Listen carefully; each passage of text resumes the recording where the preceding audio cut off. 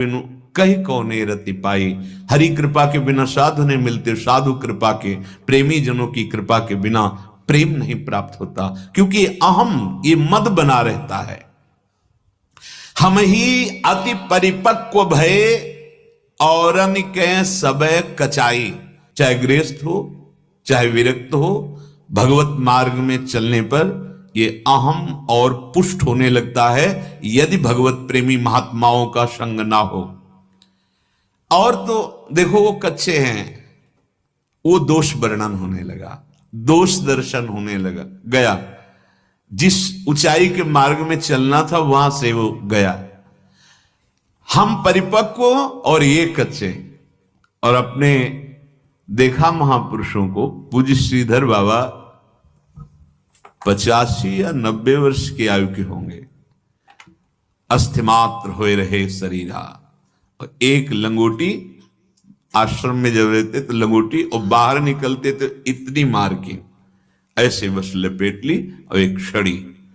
जब जब उनके पास बैठकर जहां कोई दैन्यता की बात करे, बाबा भजन तो ऐसा बनता नहीं जैसा बन, वह तत्काल आंखों में उनके आंसू भर गए। अरे आप सब वैष्णव कृपा करो, यही बात तो हम में कि भजन नहीं बन रहा, चलो आप तो जवान हो कर ही लोगे भजन, हम तो बूढ़े हो गए, फिर भी अब पता नहीं राधा रानी क्या करेंगी, अब तो उन्हीं के सहारे हैं, बस आप सब कृपा करो भजन बन जाए। तब लगता क्या स्थिति है। 3 बजे से 1 बजे तक मौन, और वृद्धावस्था में से तकिया लगाकर ऐसे 1 बजे तक, 3 बजे से 1 बजे दोपहर तक एक, फिर उठकर परिक्रमा मार्ग में लाओ उनको, वो लौटेंगे, फिर जाएंगे अपने ठाकुर की 4 परिक्रमा करेंगे, और फिर चरणा, अगर चरणामृत नहीं, किसी कारण भक्त अधिक आ गए, चरणामृत बट गया और ठाकुर का चरणामृत उनकी जिह्वा में नहीं गया तो उपवास। अब अगले दिन फिर वही दिनचर्या करके चरणामृत मिलने के बाद फिर प्रसाद, और अगर चरणामृत नहीं तो प्रसाद नहीं। ऐसी चूक कभी जैसे हो गई तो बाबा ठाकुर जी को फिर स्नान करवा दे, नहीं नहीं, अब कल चरणामृत मिलेगा। तो कहां निष्ठाएं हैं अपनी निष्ठाएं कहां हैं? सुबह प्रातःकालीन क्या ये नियम बन चुका है कि बिना चरणामृत के पहले और कुछ नहीं जाएगा जिह्वा पे? देखो अभी आनंद की जो उमगन होनी है वो मार्ग पकड़ो।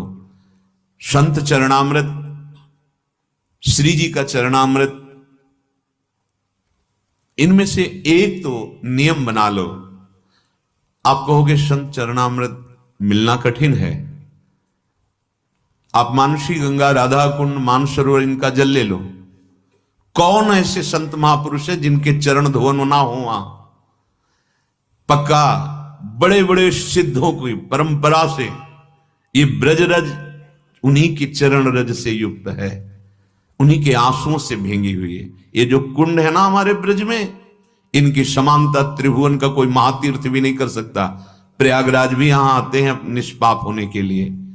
अगर आप मानसी गंगा का जल, राधा कुंड, उनको ये मत देखो कि हरा हरा दिखाई दे रहा है, नमकीन लगता है, नहीं नहीं नहीं, ये हृदय में जाते ही निर्मलता प्रकट। हम ये नहीं कह रहे कि आप आचमन जिससे नाभि तक पहुंच जाए उतना, ये संतों का चरणामृत खुला विराजमान है, खुला विराजमान, पर बुद्धि काम नहीं करेगी, क्योंकि सामने ऐसी लीला प्रकट की गई है कि उस पर हमारी श्रद्धा ना हो, हम भावना समझ पाए। और हमारे प्रभु का चरणामृत तो मिलता ही है। बिहारी जी, राधा रमन, राधा वल्लभ लाल, आप कहीं भी चले जाएं और अगर आप पात्र में चरणामृत मांगे, याचना करें, तो अंदर से कृपा करके श्री अंग सेवी पार्षद दे देते हैं, और हम उसमें जल मिला लें, सालों चल जाएगा, चाहे जहां हो। नियम बना ले, चरणामृत पक्का समझिए। ये बुद्धि को माया हर समय अपनी तरफ आकर्षित करती रहती, इसलिए बार बार सुनने पर भी आप नियम नहीं धारण कर पाते। महापुरुषों में देखा है चरणामृत का बहुत बड़ा प्रभाव है। अकाल मृत्यु हरणम, सर्व व्याधि विनाशनम, श्री कृष्ण पादोदकम पीत्वा पुनर्जन्म न विद्यते। और क्या चाहिए भाई? अकाल मृत्यु हरणम, अगर आप रोज चरणामृत लेते हो तो अकाल मृत्यु नहीं होगी। कोई भी व्याधि आपके शरीर में जो प्रारब्धवशात आई है वो आपको परास्त नहीं कर पाएगी, चरणामृत का प्रभाव। सर्व व्याधि विनाशनम। और फिर आपका पुनर्जन्म नहीं होगा। कितनी मंगलमयी बात है। श्री कृष्ण पादोदकम पीत्वा पुनर्जन्म न विद्यते। सैकड़ों बार चर्चा हुई होगी। कोई भाग्यशाली ही नियम में चरणामृत रखे होगा कि रोज हमें सबसे पहले अपनी जिह्वा में चरणामृत नहीं तो हमारा उपवास पक्का। देखो, नियम धारण करो। शरीर में रज लगाए बिना स्नान किया, सबसे पहले जो सूखी रज, चरण रज है, इतनी ही ले लो। ऐसे करके ऐसे शरीर में जरूर कुछ कण ब्रजरज के लगे होने। यदि प्रेम प्राप्त करना चाहते हो, जीवन मुक्त होना चाहते हो, ऐसे सुख को प्राप्त करना चाहते हो जहां कोई दुख नहीं है, समस्त कामनाओं का शमन करके निष्काम अवस्था प्रदान करने की सामर्थ्य रजरानी में, चरणामृत में है। कई बार प्रार्थना की कि प्रातः काल उठते ही कुछ भक्तों का नाम लीजिए। पक्का बिहारी जी के सामने हमें यह उपदेश मिला था। अपने आप ऐसे पास में खड़े थे संत भगवान और उन्होंने कहा, बाबा भक्तों का नाम रोज लेते हो? जानकारी के लिए कि आप क्या कहना चाहते हैं। तो महाराज कैसे, मतलब क्या करना है?